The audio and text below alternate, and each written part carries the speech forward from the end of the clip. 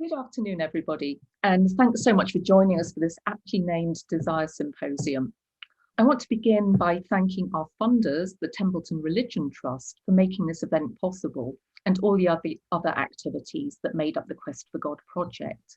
This symposium's online because of COVID restrictions, but we're recording it and hope to reach out to a large audience in this way.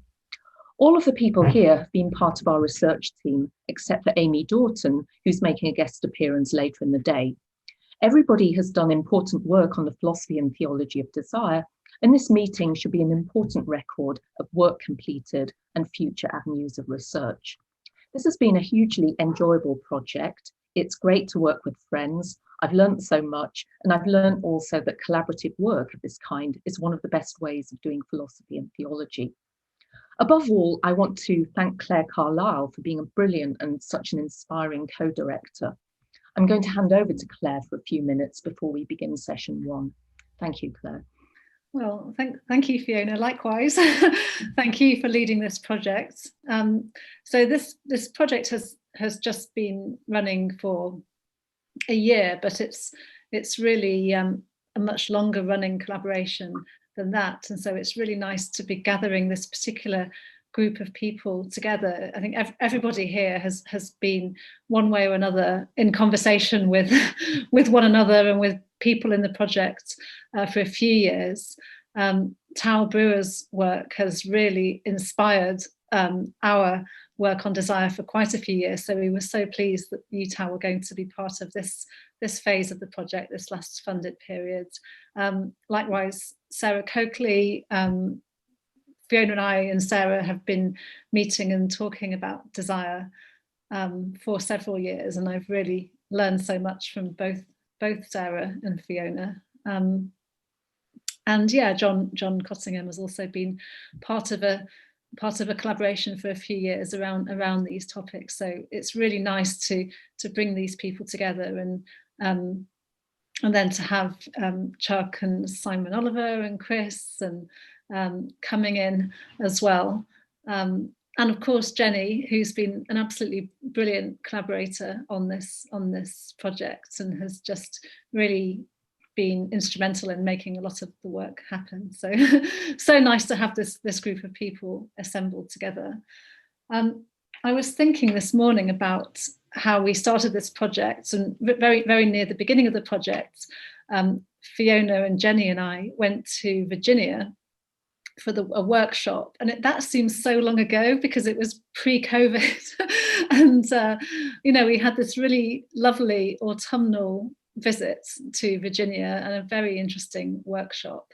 And little did we know then that the course that obviously the project itself, but just how life would unfold from that time. So it was funny to reflect back to that meeting, which was so generative for the project. Obviously, as Fiona said, COVID has struck us all in lots of ways, and it certainly affected the research that I was planning to do for the project.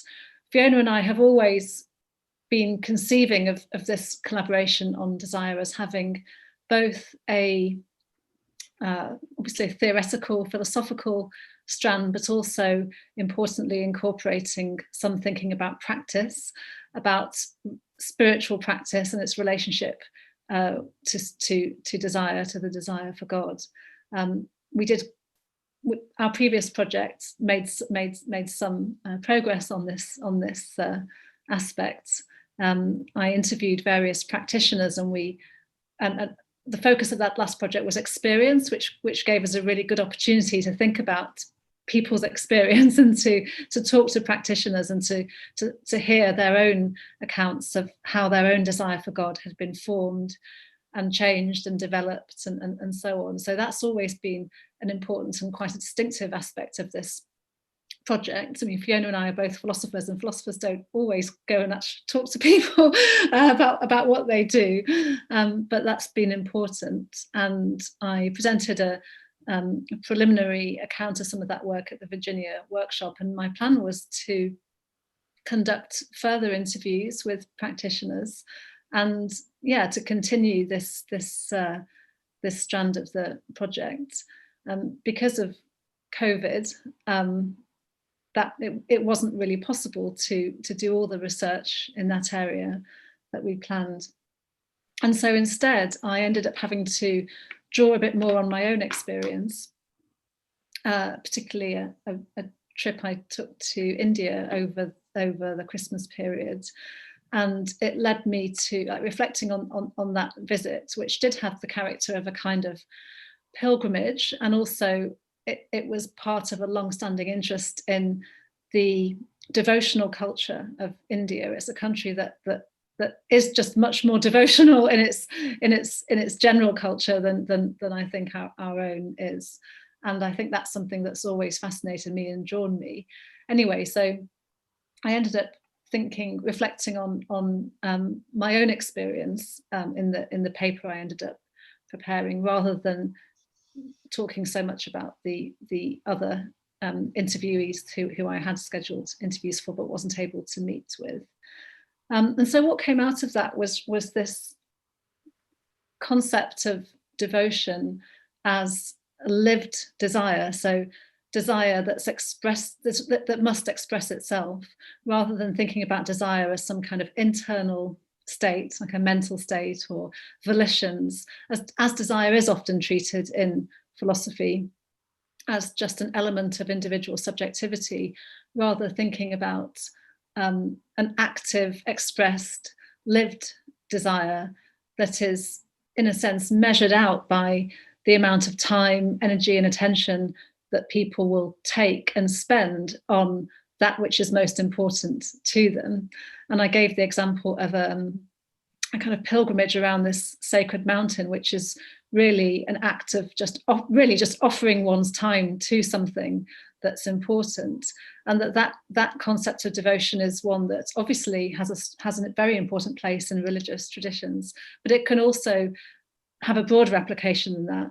We can think about the devotion we give to our philosophical work, for example, as or to our teaching, or to our relationships, building on some of the work that Tal's done about desire, and these sort of open-ended ethical projects that become channels for our desire. And so I think that concept of devotion would anyway fit very well, and has certainly been inspired and influenced by that work. So just really in lieu of me giving a full presentation, we wanted to hear from some fresh voices today. So I didn't, we decided that I wouldn't give a presentation, but just to highlight that significant practical element of the collaboration, which is important, and perhaps we can bear that in mind as we have our conversations today, if it becomes relevant. It's exactly 2:15, which means it's time to begin our first session, which I'm going to chair. And so we're going to have short papers from Fiona first, and then from John. So Fiona's talk is titled Desire, God and Nihilism, and that's going to be a half-hour session, which I think, Fiona, you have about a 20-minute talk planned, with a few minutes after that for discussion, and then we'll be moving on to John's presentation at 2:45. So I'll hand over to Fiona now. That's brilliant, thank you, Claire. And this might even be slightly less than 20 minutes if I talk at breakneck speed. So a central task of our project has been to explore the prospects for defending a philosophically cogent theology of desire. Philosophers and theologians are beginning to talk seriously about desire. Some of them are in this room, but philosophers tend to be unsympathetic to theology, as are all atheists. In what follows, I want to show how we might persuade such people that what we're doing in this project is worth taking seriously, and perhaps even central to their concerns. So I want to begin with the 20th century French and Jewish philosopher Emmanuel Levinas, someone who has a lot of time for atheism because he thinks that it leads us away from false gods and false conceptions of God. Desire is central to his scheme of things. He describes it as a mode of cognition that relates us to an external source of value, and he distinguishes it from appetite and from ordinary cognition too. Appetitive desires fall into the category of need. They have their origin in the subject and they demand satisfaction. They also have a distinctive phenomenology, which explains their motivational force. I can't ignore my hunger pangs. Desire in this appetitive sense, he says, is like a lack or a void which is filled when the desiring subject consumes or assimilates an appropriate object. Now, Levinas distinguishes desire in this lack involving sense from what he calls metaphysical desire. And he tells us that metaphysical desire has a completely different dynamic. Here's a quotation. The other metaphysically desired is not other like the bread I eat, the land in which I dwell. I can feed on these realities and to a very great extent satisfy myself, although I've simply been lacking them. Their alterity is thereby reabsorbed into my own identity as a thinker or a possessor. The metaphysical desire tends towards something else entirely, towards the absolutely other. Now, metaphysical desire establishes a relationship with the exterior, as he puts it, and it has nothing to do with wanting food. Its object is said to hollow out or animate the desire rather than filling it and extinguishing it, like as in what happens when you eat a piece of cake and get filled up. Now, Levinas wants to say that metaphysical desire relates us to God. We relate to God in this context, not as subject to represented object, as if God is something to be glimpsed or objectified or assimilated or possessed. We relate to God by turning away from our selfish concerns to the person in need. So what's really important here is the moral relation in which we stand to the other human being. We're said to give expression to the infinite in this context. Levinas says, the infinite is not in front of me, it is I who express it. And the desiring question involves, quote, an aspiration that the desirable animates. It originates from its object. It is revelation. Now, Levinas is doing something really interesting and important here. And I want to begin by making a connection with something that Simone Weil says in her notebooks. This will move us gradually in the direction of the atheists I want to engage. This is what she says. The real aim is not to see God in all things. It is that God, through us, should see the things that we see. God has got to be on the side of the subject and not on that of the object during all those intervals of time when, forsaking the contemplation of the light, we imitate the descending movement of God so as to turn ourselves towards the world. So the important claim here, God has got to be on the side of the subject and not that of the object. I take this to be similar to what Levinas is saying when he tells us that the infinite is not in front of me, it is I who express it. And both of them are lending emphasis to the practical nature of our relationship with God and to the significance of loving desire in this context. We imitate the descending movement of God. Translated into the idiom of Levinasian desire, the idea is that we relate authentically to God when we give expression to a loving desire which has its source in God. This is slightly more than Levinas would want to say. He's really reluctant to make any positive claims at all in a theological vein. So this is slightly more than what Levinas would want to say. And he'd probably be equally unhappy to claim, as I wish to claim, that we have a significant clue here into God's nature, God as love. God is on the side of the subject when we love in the required way. But Weil's insistence that we say this rather than that God is on the side of the object can be interpreted in a rather different, atheistic way. According to this interpretation, and I'm not suggesting that Vey herself is saying this, according to this interpretation, we must get rid of God altogether and put the human subject in God's place. The agenda's familiar. Think of Feuerbach's substitution of God is love for love is God. And my response to Feuerbach is the same as my response to Vey's claim in this context, namely that the contrast is misleading and that we need to say both of these things. God is love, love is God. God is on the side of the object, God is on the side of the subject. Now, the atheist I've just mentioned refuses this move and puts the subject in the place of God.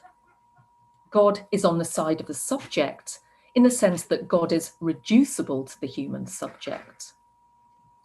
Now, I want now to consider a version of this dialectic which engages with what Levinas says about desire and which takes us in a rather interesting but problematic direction. The context here is the Nietzschean problem of nihilism, and in the version under consideration, this is interpreted as a problem of desire. I'm taking this interpretation from some really interesting work that's been done by Robert Pippin over a series of papers.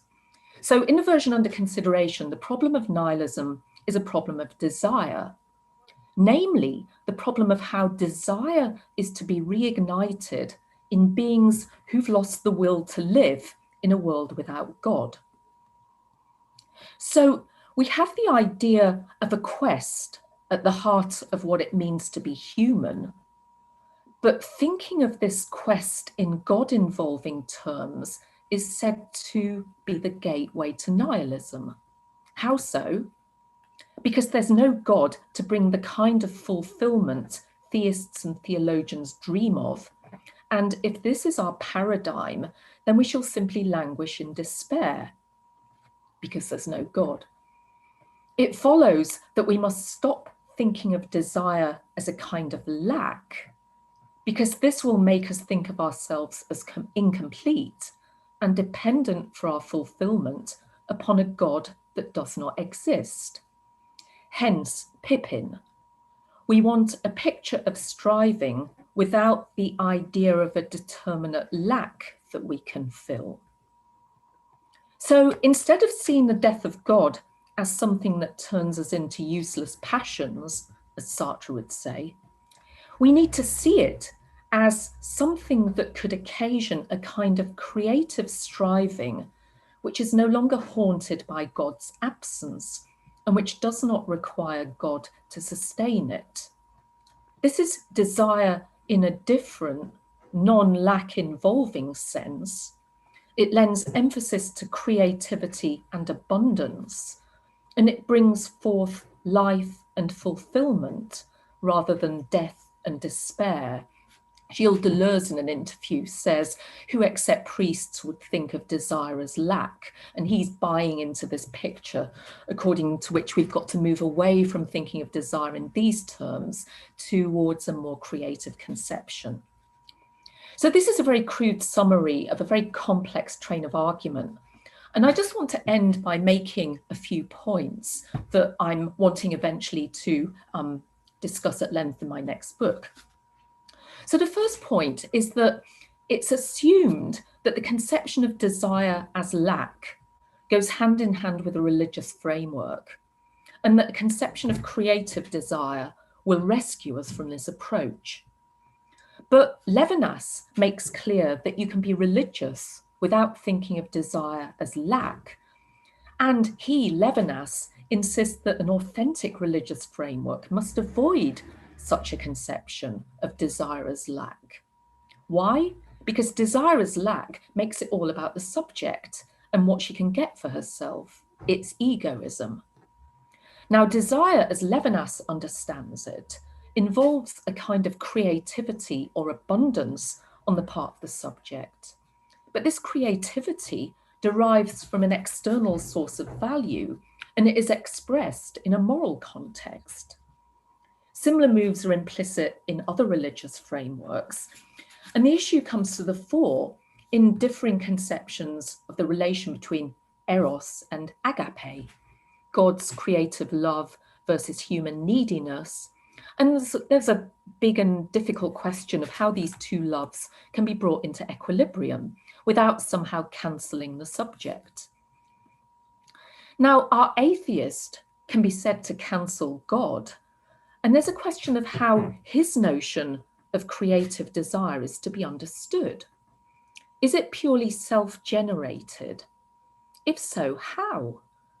After all, we're not talking about those self-generated desires that derive from our biological nature, the kind of hunger that wells up repeatedly. What is at issue here, and Nietzscheans like Pippin make this clear, what is at issue here are the desires that make us properly human. So what are these desires? Could they really add up to what is at issue when we talk about the quest to be human? And if there's a problem here, then how much scope is there for challenging the atheist framework and reconfiguring the notion of desire so that it's creative in a more Levinasian way? Now, of course, this reintroduces the dreaded notion of God, but Levinas's God is supposed to be compatible with human creativity.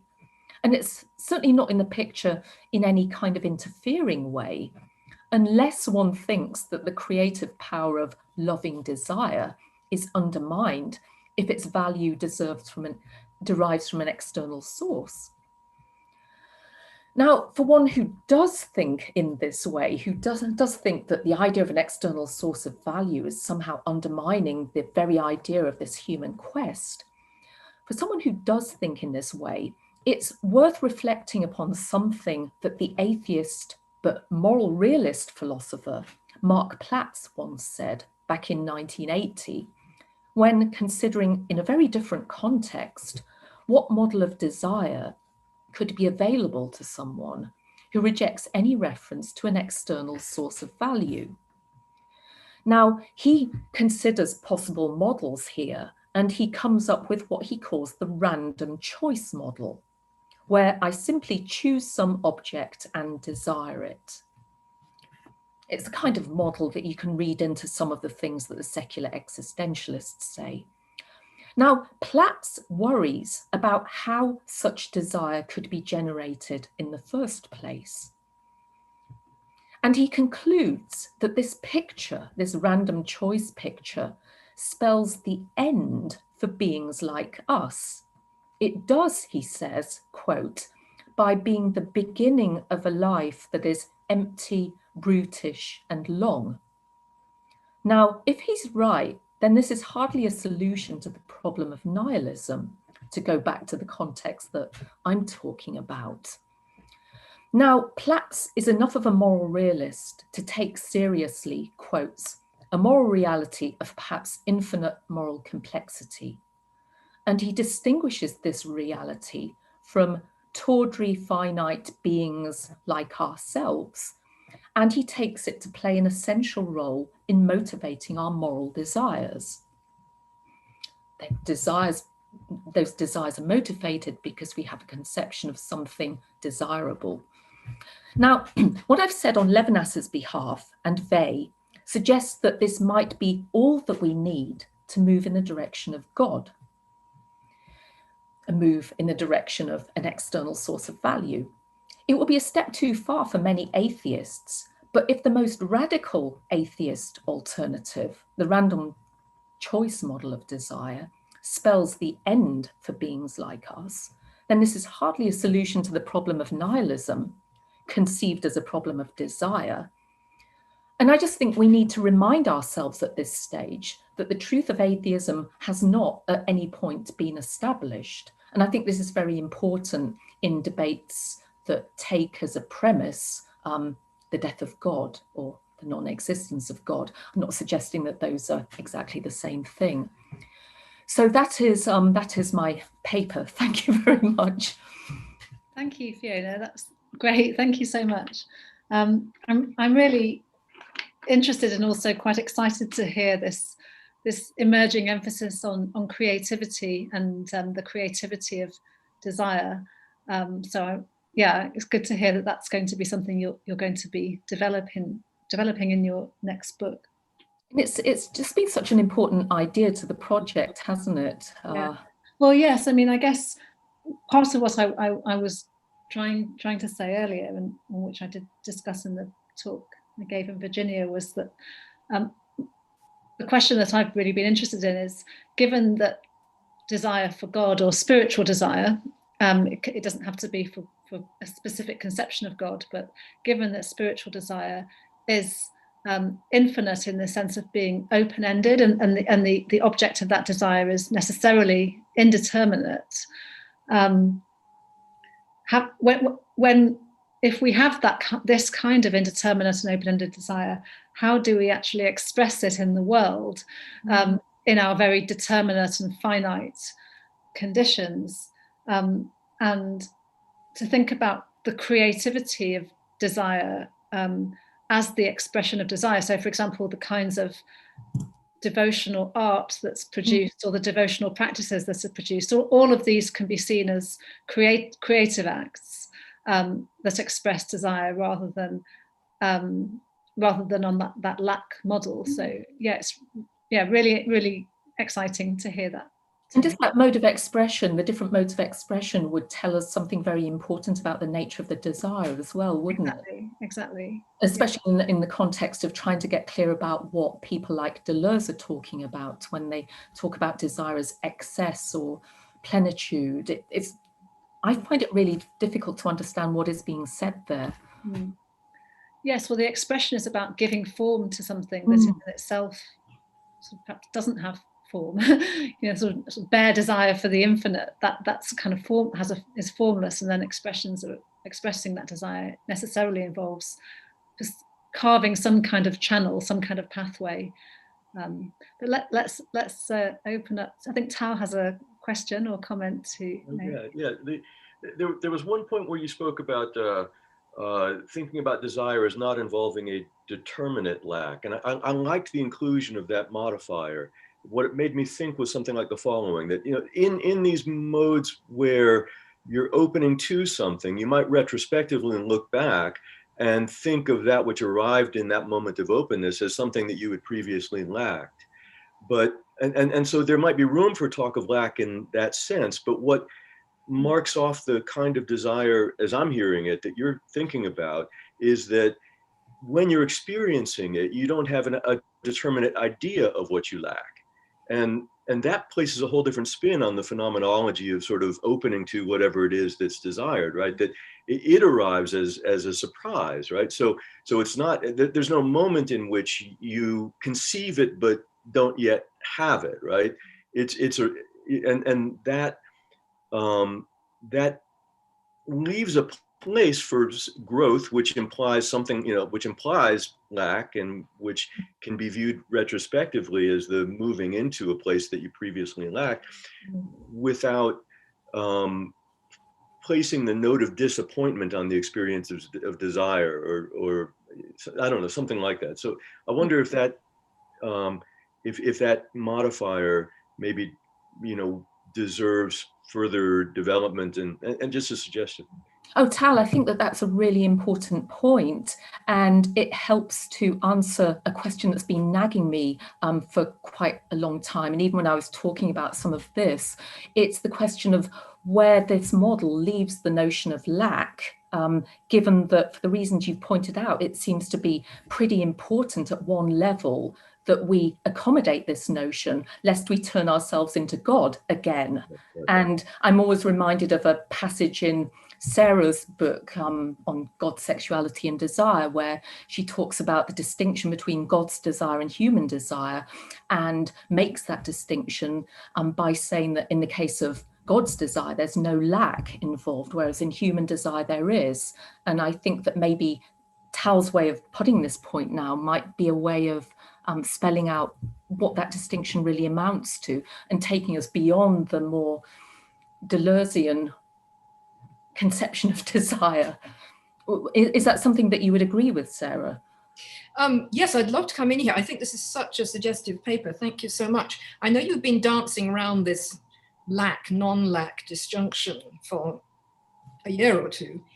And in reading this new paper, I'm suddenly wondering whether even Levinas himself may have been balefully influenced by Newgren. I don't know whether you know, but Newgren's book on Agape and Eros was translated into French very early on, and it had an enormous impact. I discovered this when I was doing some work on Vladimir Lossky and in Paris, and saw how much the Swedish Lutheran Newgren had influenced him. And I just wonder whether it isn't actually starting off on the wrong foot. Running through this entire paper is the kind of presumption that need on the one hand, and whatever this other thing is, this gift or this perception of inchoate longing for an indeterminate X, are they absolute disjuncts? I think we're going to hear from Tal later again on Plato, and I think that Dietima's speech gives us an idea of a possibility that actually in human life we move from one to the other, as it were. It's not that they are a problematic disjunct at the end of the day. So I'm just very struck by all the people you cite in this lovely little paper, that they all set off on that presumption. Absolutely. And is it possible that we might want to question that? And is it further possible, though this is just a little sort of genealogical sideline, that the extraordinary impact of Newgren's book might even have influenced Jewish and Catholic philosophers who otherwise probably might not have had that idea? No, I think that that's so important. And I've just been rereading Agape and Eros in the past couple of weeks, and it does strike me that a lot of these themes are coming across, aren't they? Absolutely. I mean, his is a very Lutheran rendition of Plato. In fact, that's a terrible rendition of Eros in Plato. It's not so bad on Agape in the New Testament, but it's just wrong all the way down, I think, on Plato. Yeah. But it's influenced so many people that I think it might be worth our taking some time to deconstruct this more intentionally.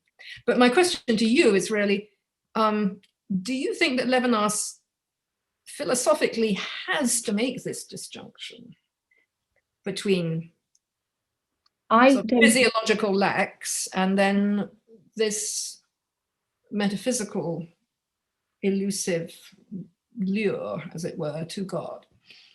So he has a real issue with Platonic Eros, and I think that, I mean, just going back to what you've said about reading Newgren back into a lot of the themes in Levinas, I think that he's operating along exactly the same lines as Newgren, and he's mistaken, and it leads him to misinterpret Plato. So, for example, in Totality and Infinity, he acknowledges that in Dietima's speech, we get a transition from Eros's lack to Eros as a more giving, abundant kind of love. And he insists that even though Plato's going in the right direction here, it still remains egoism. And he then distinguishes his own conception of desire from Platonic Eros, which he classifies again as need. So as I think that we could say to his interpretation exactly what you said in response to Newgren's interpretation, and they're wrong. Plato makes quite clear that Platonic Eros doesn't have to be self-serving, and it's not. I think what's coming out from both Tal and Sarah's comments is thinking more about the temporality of desire. If you're just making a conceptual distinction between Eros and Agape, or between two different kinds of desire in the way that Levinas is, you end up with these disjunctions. But when you think about lived experience, and I mean the kind of work that Tal does about ethical life and the way human beings grow, and then as they grow and mature, horizons expand, and then you can look back retrospectively and think about sort of what that trajectory is. That's a very different way of approaching these issues of lack or fullness or creativity, rather than just sort of making a more conceptual distinction. It's certainly borne out by the conversations I had with religious practitioners whose interpretation of their own desire changed and evolved, of course, as of course it would, over the course of their years of practice. And they would look back and think, oh, you know, when I started out, I saw it like this, and now I see it in this completely different way as a consequence of the practice. And so the very kind of horizons shift in the course of practice. And there is a question also about whether this would lead one to question the anthropologies that are presupposed by Nigren and Levinas. It's a really pessimistic view of what it means to be human. You know, we're just so completely steeped in sin and selfishness that our only hope is to somehow become channels for God's love, to put it in Nigren's terms. Can I just bring Simon Oliver in, because I think he has a point to make. Thanks, Claire. Thanks, Fiona. Really wonderful presentation. I've got one observation and one sort of question on the back of what you just said, actually. So I wondered what you think Simone Weil's attitude to hunger might have to say about this, because she's terribly concerned about the fact that our desire is about consuming the world and just assimilating it to ourselves. So the notion of attention is about maintaining a distance between, in a sense, what we're giving ourselves to and ourselves, to stop that mode of consumption. But the question is also about this notion of lack and how it differs from, say, the way that one would conceive of this in Aristotelian or Thomist terms as a potency towards our own perfection. So it's, you know, in desiring God, I'm desiring my own perfection. It's not a kind of zero-sum game of consumption. And my perfection is part of the perfection of creation. So it's not a lack in the sense that I've got to assimilate everything to myself. And when Deleuze says only a priest could think of desire lack in it, I wonder which priests he's thinking of. This doesn't, you know, where does this come from? Yeah, maybe the same priest that Nietzsche has in mind when he's criticizing religion. But again, yes, Simon, I think the points that you've made are really excellent and important. Just this idea that we need to think more carefully of what it really means to bring lack into the picture when we're trying to conceptualize desire. And it does not invariably lead you into the kind of framework where you become an assimilating, possessive individual trying to, just trying to control things in the way that Levinas obviously wants to avoid. So in a way, it takes us back to the point that Tal makes. We have yet another way of, I suppose, clarifying and making sense of why it's so important to think about oneself in terms that do not necessarily imply that one is a perfect, complete being. I just want to bring David in very quickly. We've just got a minute or two left. So David, and then if Fiona, if you want to give a response just very briefly to David. It's just picking up, I really loved your paper, Fiona, picking up on some of the other comments as well, that I was struck by the difference between the first discussion of lack was this appetitive context, sort of the hunger or, other kinds of appetitive desires that we might have. And then lack towards God. And those seem to me very different kinds of lacks that we may discuss. And so it seemed not so much the issue of lack as the object of desire and how we relate to it. That's sort of that issue. Not that we have lack so that this can sort of propel us into the world, our neediness propels us into the world, but rather, how we conceive of the object and our relatedness to it. I just want to make a brief comment. I think the idea of creative desire is very fertile, but I think there's also this goes to Simon's point, a kind of appreciative desire or a kind of just attention, loving beholding of an object that's not necessarily creative. I mean, a creative desire suggests it's productive of something, and I think that's an important aspect. But there's also a kind of desire that doesn't seek to do anything, that just sort of beholds, and I think that should be part of the account, and I think it is in your view, but I was just sort of struck by one, that sort of different kinds of lack, but then how it is that we relate to the object, not simply trying to consume it or bring something about in relation to it, though that may be part of an authentic spiritual life to bring about a more holy life, but rather there's also just a kind of appreciative attention that we may have to the object as well. Yeah, no, thanks, David. That's really important. And I think one element of creativity that's really important to both Levinas and Nigran is this idea of doing good in the world. And that comes up in Gautama's speech, obviously. I mean, what you said about hunger, I think I agree with you that there has to be room for a kind of spiritual hunger. And that gives us a notion of receptivity, doesn't it? The idea that there's something that we're responding to, something that we're attracted to, that's going to, I don't know, help us in some way. So the idea that hunger has to be rejected across the board, I think is wrong. And I remember you made that point a couple of years ago to me, and I've always remembered it, but it's very important. Thank you. Well, thank you, Fiona. A fantastic paper and opening up the discussion for the rest of the afternoon, I think. We're going to move straight on to John's, and then after John's we have a break. So John, thank you so much for offering your paper, which is titled Human Incompleteness and the Desire for God, which does sound like it may be continuing some of the themes we've just been considering. Yes. And the desire for the good. Oh, sorry. Well, maybe that's a distinction without too much of a difference. I'm so grateful for the qualifications that have just come out in the discussion, because the very title of my paper, Human Incompleteness, I think does imply that human beings are lacking. And I think actually there's an analytic connection between desire and lack. So I very much took the words out of my mouth. I think it's different to have a determinate object of desire and to just be lacking or incomplete in some more general metaphysical sense.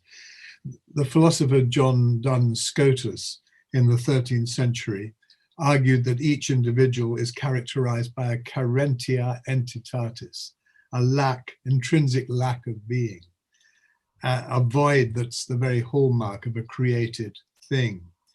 And this is, I think, just one variation of a very pervasive theme in Western theology and philosophy. The human being is incomplete. That has many dimensions, kind of existential dimension, famously highlighted by Heidegger in his talk of our being there, our being thrown into existence. We're confronted with existence as something that needs to be filled up, needs to be significant, yet we've no idea how this is to be done. And second, there's a kind of cosmological dimension to it, that we're here at all, that the universe is here at all, is a profound mystery that we long to fathom, but know we will never solve. And thirdly, there's the dimension of our finitude. Pascal underlined the tiny speck against an infinite backdrop. And even if our awareness of our finitude implies, as Descartes suggested, some incoherent sense of the infinite is something that by its very nature can't be grasped by the finite mind. And fourthly, there's our moral lack, our moral inadequacy, kind of corollary of our finitude in a way. We are flawed creatures, subject to weakness of will and clouded in our perceptions, as Augustine said, subject to conflicting desires we can't fully reconcile, uncomfortably aware that our lives fall short of the goodness that we dimly feel they ought to exemplify. Now, I've argued in many places that these troubling manifestations of our human incompleteness hardly amount to a knowledge base or a set of premises from which we can go on to demonstrate or argue for the existence of some final end that might complete us. I think so far from furnishing foundations of knowledge, these manifestations of human incompleteness bring us to a precipice, to a cliff edge. We confront it, but we're just left with a sense of vertigo. So what follows is based on the thought that where rational cognition gives out, desire might fill the gap. not desire in any normal sense, for normally desire and cognition go hand in hand. You desire what you grasp or cognize as suitable for meeting some need or satisfying some inclination, and then reason proceeds to work out the steps to get where you want. But in a host of spiritual writings from biblical times onwards, we get a glimpse of a rather different kind of desire, a longing or yearning of the human spirit towards something which it does not cognitively grasp. This is, does everyone have this handout? Yeah, anyone not? It's just a list of quotations, but this is quotation A from Peter Chrysologus. How could the narrowness of human vision ever enclose God, whom the entire world cannot contain? Love knows nothing of judgment, reaches beyond reason, takes no relief from the fact the object of desire is beyond possibility, nor is it dissuaded by difficulties. Love breeds a desire so strong as to make its way into forbidden territory. But how could desire take up the slack where cognition fails? How could it launch into this forbidden territory? Well, one way to address this is by focusing on the human yearning for transcendence. As Pascal pointed out, it's characteristic of being human that we long to transcend ourselves. In a book published this year, this is B on the sheet, Clifford Williams outlines 3 possible modes of this urge for transcendence. To paraphrase somewhat, first there's the urge for goodness, construed not in narrowly selfish terms, but in terms of responding generously to the needs of others. Second, there's the desire to do something momentous or to identify with something larger than oneself. And third, there's the desire directed towards the supernatural, to identify with it. I think as they stand, all 3 of these ways of unpacking the desire for transcendence are problematic. The second category, the desire to identify with something larger than oneself, initially suggests to me something more like a wish to join a political party or sign up to some grand cause, rather than an instance of the longing for transcendence as normally understood.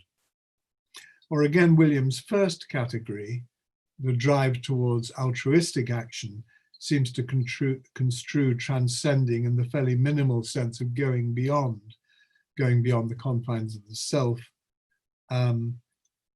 rather than anything more significantly transcendent. But nevertheless, I think the link between the urge for transcendence and the urge for goodness is significant, and I'll come back to it in a moment. The third suggested category, that of the supernatural, might initially seem more promising, but reflection suggests it's not, after all, very helpful for explicating the kind of yearning referred to in the spiritual writers. The longing for God we find so vividly depicted in the Psalms, for example, is characteristically linked not to something outside nature, but rather to what is made manifest in nature all around us, in the beauty and wonder of the natural world. So the psalmist seeks God in the trembling of the cedars of Lebanon when the wind strips the forest bare, in the fire and hail, snow and vapors, wind and storm fulfilling his word, in the refreshing water brooks that the thirsty deer pants for, in the sacred mountain we long to ascend, and so on, through many images equally vivid. So the longing in question is not directed, it's true, to the natural phenomena themselves, but rather to the mysterious presence, the glory, the chavod, that they body forth. But to call this present supernatural, I think, tells us nothing either about the phenomenology of the longing or about its rationale. The transcendence sought by the psalmist seems linked to a desire to reach for the deeper meaning and value disclosed in the world, not to leave the natural world behind. So when Clifford Williams talks of the urge for transcendence as the urge to identify with the supernatural, I don't think this gets us to the heart of the matter. Indeed, I'm not sure anyone ever longed for union with the supernatural, qua supernatural. I'm not actually even sure what that would mean. Let's turn instead to C from Walter Hilton's Scale of Perfection. Does everyone have that? You can grow in knowledge if you take pains to set your heart on a spiritual desire towards God.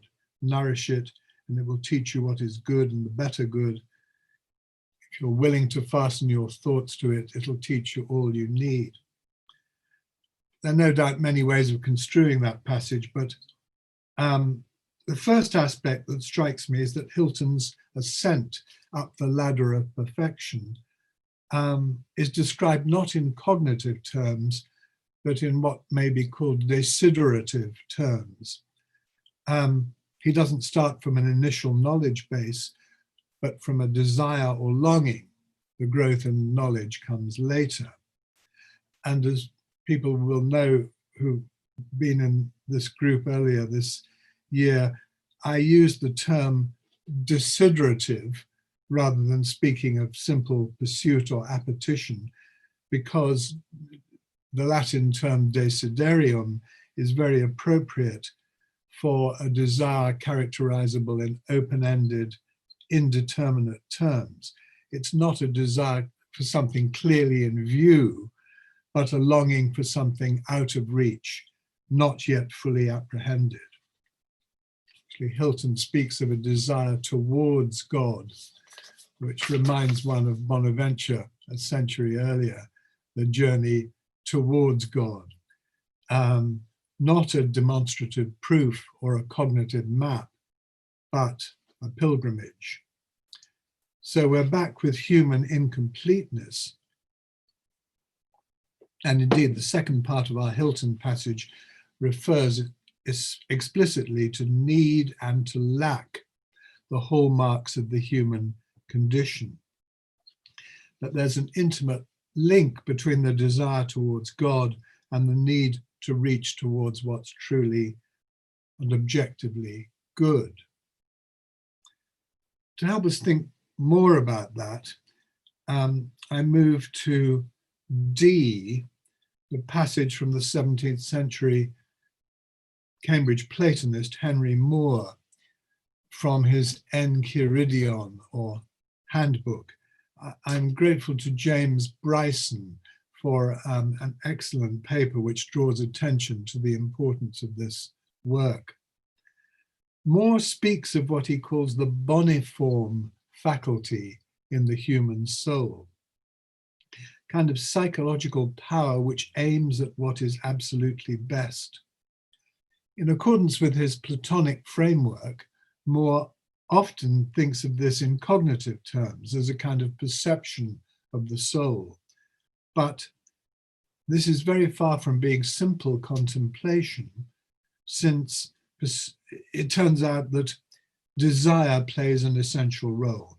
The boniform faculty doesn't reside solely in the intellect, but, quote, is strongly akin to that part of the will whereby it moves towards that which is absolutely good, drawn by an inextinguishable desire and thirst. So we're not looking at static cognition, but something involving a forward movement of the will towards the good. Or as Moore puts it at the beginning of that quote, a remarkable sentence, I think, the desiderium, there it is again, the desiderium anime, the longing of the soul, is drawn to its object non quatenus cognoscibile, sed quatenus bonum, not quae knowable, but quae good. well, the idea of a basic orientation towards the good present in the human soul is widespread in the theistic tradition. Think of Aquinas. Aquinas, of course, is as aware of as anyone else that people often seek bad things.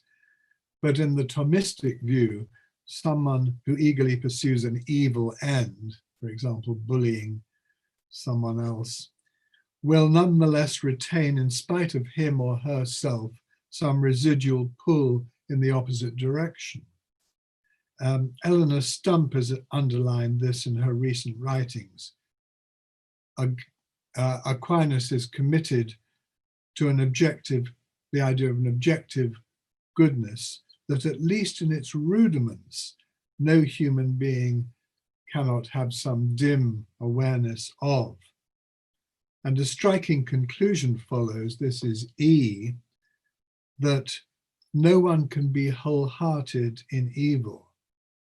A person who lacks one or another degree of integration in goodness will hide some part of his mind from himself and be alienated from some of his own desires. So, in the theistic picture, the conception of the human being is a strongly teleological one. We have a destination that's not solely of our making. We are, as it were, configured towards the good, and our fulfillment is only possible when we strive towards it. Yet, because of our finitude and our weakness, our vision of the good is imperfect, our resolution to pursue it weak. Often we choose the bad or the lesser good. But if the theist is right, there's something in our nature that ensures that such choices produce a psychic dissonance. The yearning for what is truly and objectively good can't be wholly damped down.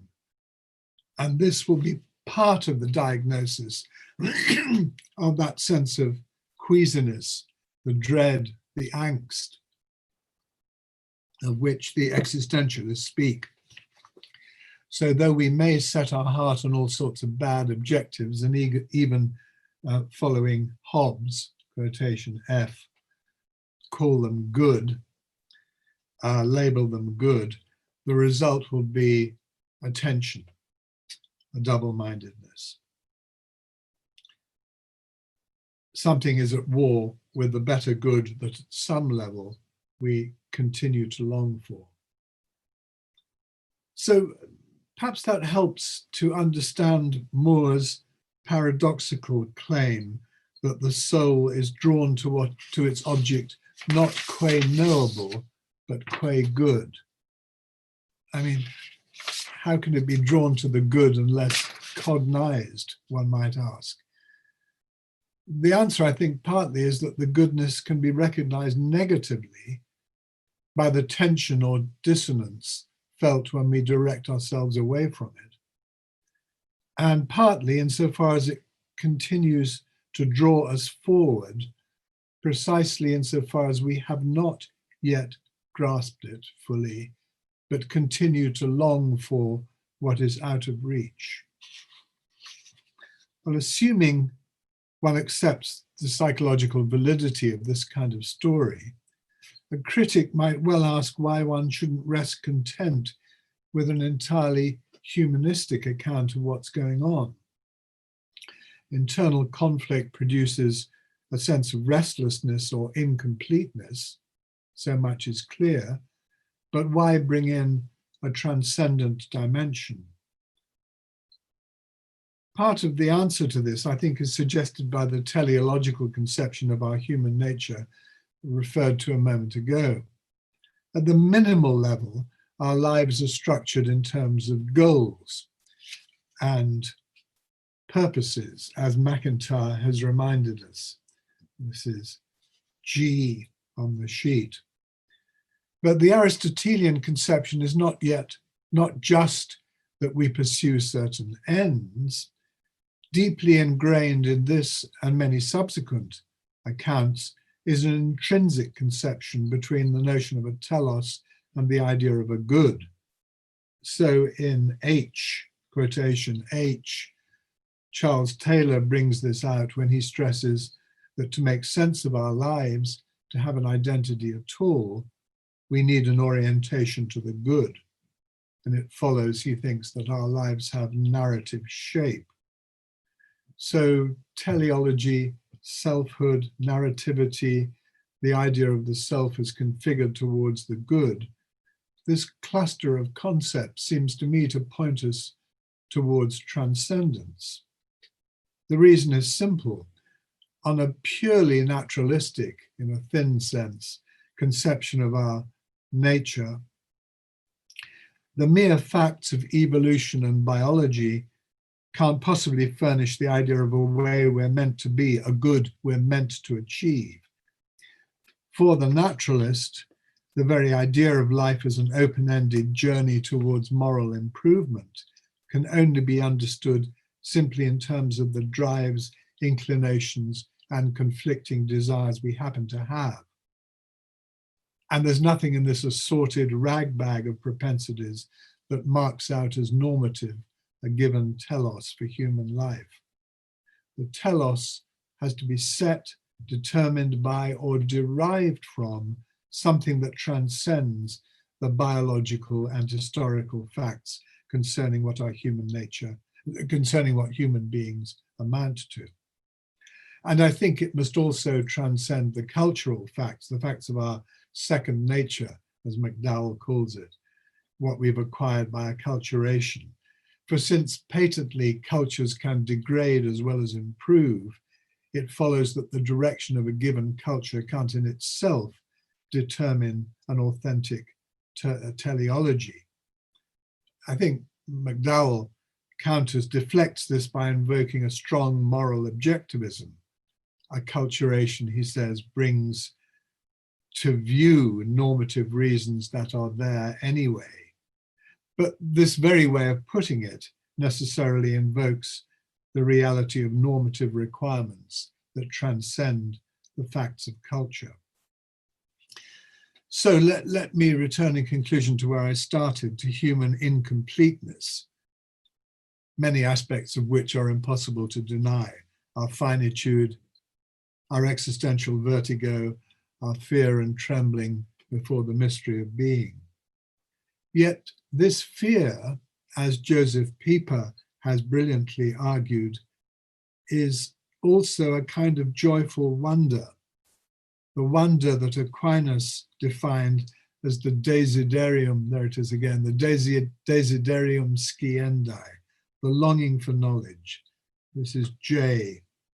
Wonder reveals itself as having the same architecture as hope, the structure that characterizes philosophy and indeed human existence itself. We are essentially viatores, on the way, beings who are not yet.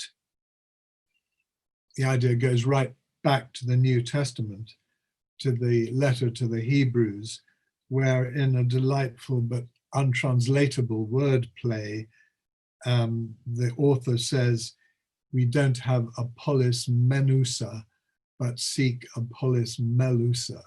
We don't have an abiding city, but seek that to come. The city yet to come. Whatever the author may have meant, I prefer to construe this not in terms of the next world, but in terms of the teleological framework that infuses human life and the associated desire or longing for what will bring us fulfillment. The destination cannot be grasped. That is the whole point. But taking our cue from Wittgenstein, though it can't be said, it can be shown, made manifest in the exaltation of spirit, the wonder and joy we hear in so many spiritual writings, in acts of love, in poems, and indeed songs. For example, in the restless longing so movingly expressed in Bach's cantata, this is L, Ich gehe und suche mit Verlangen. Verlangen in German exactly matching desiderium in Latin. The very character of this longing and our ability to express and enact it in such powerful terms all seem to me to bring us closer than any propositional demonstration or cognitive specification could do towards the not yet realized goodness that will fill up our longing and bring us completion.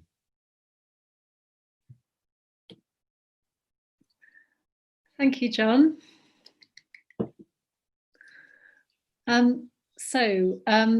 We have a really brief amount of time. We'll go over by a couple of minutes because we did start a couple of minutes later, but I suggest we just hear responses and questions, and then John, if you want to say something at the end in response, let's hear perhaps 3 or 4 responses, and then take them successively and then come back to you, John. So Chris and Chuck would like to say something, and Simon, and wave if you get David.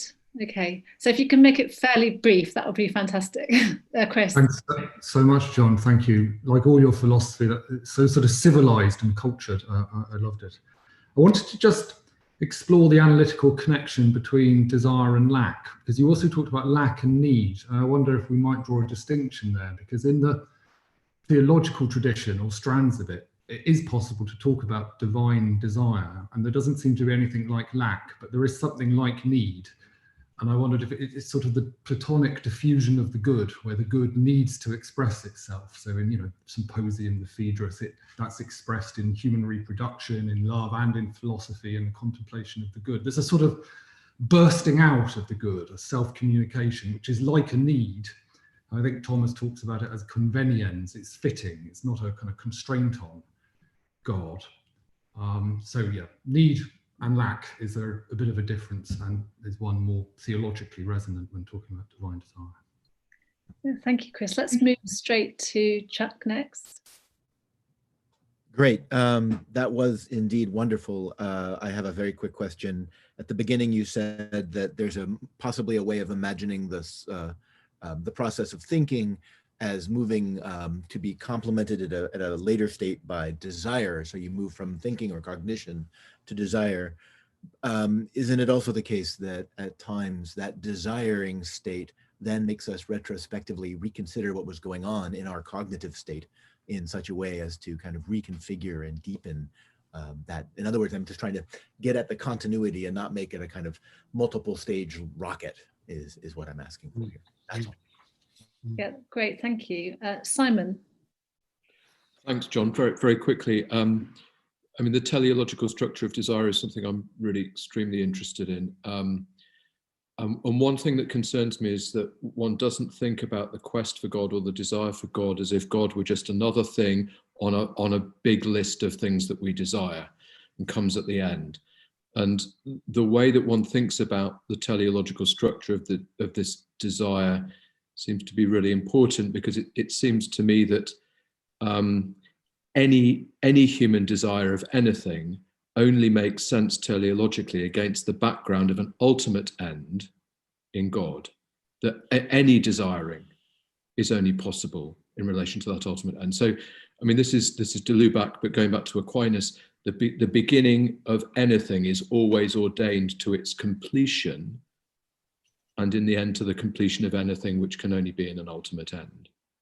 So desire just doesn't make sense outside of a theological framework, seems to me. So I'll just flag that up as something that we may want to discuss later. Yeah, I wonder if it's possible to make sense of desire within a Platonic framework that essentially has the same structure. Yeah, absolutely. Yeah, David, quickly, if you can, please. Yeah, thanks, John. I loved your paper. I wanted to bring up about this contrast between the sort of cognitive and the sort of route of desire into God. And I mean, I think in some ways you're saying that it can't be merely cognitive, because clearly there's a cognitive aspect to desire. But so yeah, I wonder if there's I think about your work in philosophy, religion, some of the kind of the Kantian or Humean structures around sort of arguments for God's existence.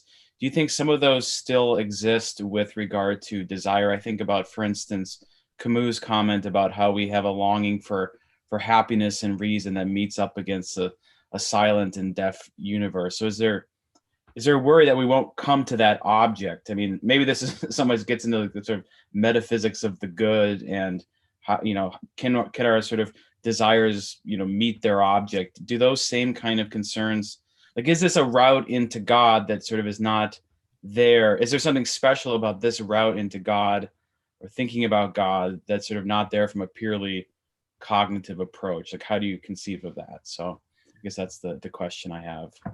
So, John, I'm sorry to put you in the situation of giving you a big pile of questions now. So please don't feel that you have to answer them all. I thought it would. I certainly wanted to hear them all, so I thought I should give space to them. So feel free to pick one, or just say whatever you would like in response to the various comments and questions. This is such a rich array of questions, and I think it shows just how complex these notions of desire and lack are. Simply, a kind of Humean psychology of means, ends, and wants, and so on, doesn't begin to tap the complexity of it. The fundamental premise, I think, is the sense of ourselves as incomplete beings, which I think is just there. It's a given. It's an existential given, and it can be described in terms of a need, or the sense that we have potentialities which are yet to be realized, and which perhaps can't be realized on our own behalf. But how that relates, so that's one pillar of the argument. The other, I think, is that which we long for is not clear to us. We have to keep that indeterminacy, that idea that we both have a powerful longing for completion, but that the object which will bring that completion is not fully present to us, so it's not cognized. There has to be some degree of some intimation of it, but it's not a fully realized cognitive map. So those are the structures around which the quest for God has got to be explicated, I think. The only thing I'm not quite sure about is the idea of the ultimus. I think following this through, I think this was Simon's point, that no desire makes sense without, no desire of any kind makes sense without the idea of an ultimate goal. Is that right? Yeah. At some straightforward level, one could produce a sort of glib counterexample. One could desire some bread if one's hungry without any sense of ultimacy. But I think when we're talking in the dimension of these existential longings, I think it's absolutely right that no intermediate step along the way will be enough, because it's characteristic of this kind of existential longing that it isn't satisfied or filled up when it gets its object. On the contrary, it's ever beckoned forward. So I think there's something very, very important there. But nonetheless, the general relation between desire and cognition is something I don't feel I've fully sorted out yet, and which I'm looking forward to working on some more. Thank you so much, John, and also again to Fiona.